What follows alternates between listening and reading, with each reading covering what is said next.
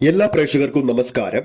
ഡിക്യുവിന്റെ നിർമ്മാണ കമ്പനി മലയാള സിനിമയ്ക്ക് സമ്മാനിക്കുന്ന ആ ഒരു യൂണിവേഴ്സ് ഇന്നിതാ ആരംഭിച്ചിരിക്കുകയാണ്.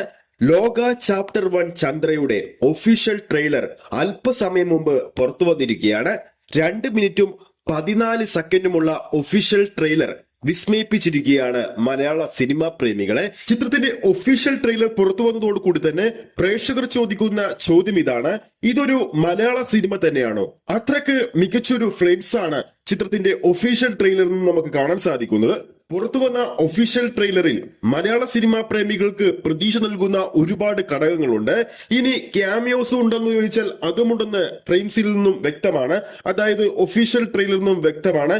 പലതരത്തിലുള്ള ക്യാമിയോസ് ചിത്രത്തിൽ നിന്നും പ്രതീക്ഷിക്കാം. ഈ വരുന്ന ആഗസ്റ്റ് 28-ാം തീയതി ഓണം റിലീസായിട്ടാണ് ലോക ചാപ്റ്റർ 1 ചന്ദ്ര റിലീസിനെത്തുന്നത്. ഏകദേശം ആദ്യ ദിവസം മാത്രം കേരള ബോക്സ് ഓഫീസിൽ 250 സ്ക്രീനുകളിലാണ് ചിത്രം പ്രദർശനത്തിനെത്തുന്നത്.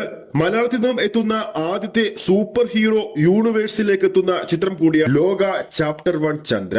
കല്യാണി പ്രിയദർശൻ, നസ്ലീൻ തുടങ്ങിയവരാണ് ചിത്രത്തിൽ പ്രധാന വേഷത്തിലെത്തുന്നത്.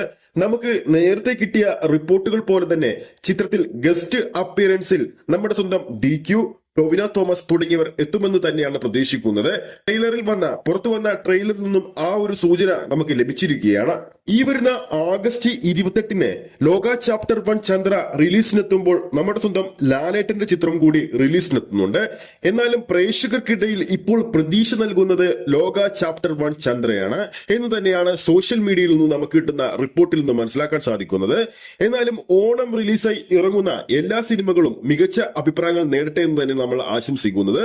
പ്രേക്ഷകർ കാത്തിരിക്കുന്ന ചിത്രത്തിന്റെ പേര് താഴെ കമന്റ് ബോക്സിൽ രേഖപ്പെടുത്താവുന്നതാണ്. കൂടാതെ ഈ ഒരു വീഡിയോ ഇഷ്ടപ്പെട്ടിട്ടുണ്ടെങ്കിൽ വീഡിയോ ലൈക്ക് ചെയ്യാനും ചാനൽ സബ്സ്ക്രൈബ് ചെയ്യുന്ന കാര്യം കൂടി ഓർമ്മിപ്പിക്കുന്നു. അടുത്തൊരു അപ്ഡേറ്റുമായി നമുക്ക് വീണ്ടും കാണാം.